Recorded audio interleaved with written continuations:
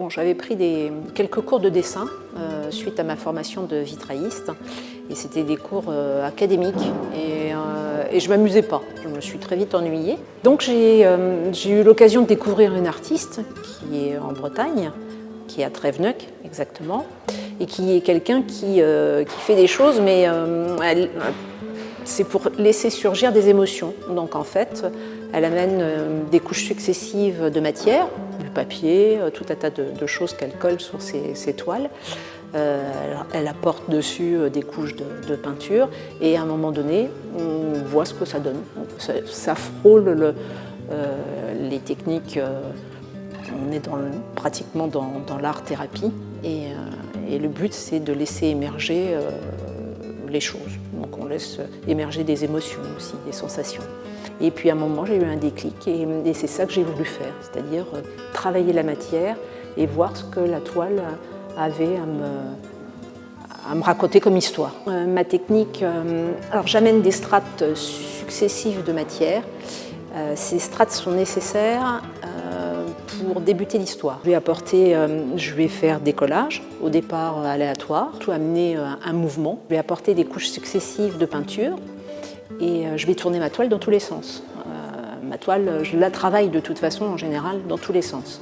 Je vais la disposer dans différents endroits de la maison afin d'avoir des lumières différentes et de voir ce que ça va laisser émerger. Parce que justement, comme je n'ai pas de modèle, il faut bien que j'arrive à trouver quelque chose et c'est la lumière qui va me le donner.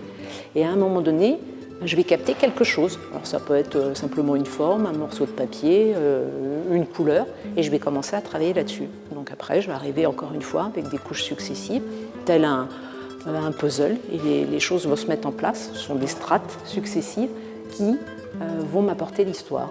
Je vais beaucoup travailler les costumes, ou alors j'aime aussi la nature. Donc je vais faire mes collages de manière à apporter des mouvements qui me serviront. Peut-être ça me donnera un aspect de pierre, un aspect de nature. Et c'est à partir de là que je vais commencer à travailler. Et le visage, en fait, arrive à la fin.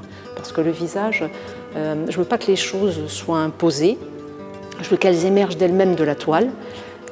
Il faut que ça reste un ensemble harmonieux. C'est-à-dire qu'en fait, je suis toujours là en train de me dire, chercher l'intrus. Est-ce que cette chose-là, elle a lieu d'être à cet endroit-là? Et c'est pour ça que le visage, lui, émerge juste à la fin, parce qu'il faut qu'il aille avec le travail qui a été fait en amont sur la matière. Ce que je recherche dans ma toile, c'est un moment paisible. Ce que je souhaiterais, c'est que quand les gens sont devant ma toile, ça fasse remonter des émotions. Voilà, je cherche avant tout à amener une vibration. Il faut que les choses vibrent et il faut que tout ça vienne faire émerger des émotions. C'est un moment de méditation.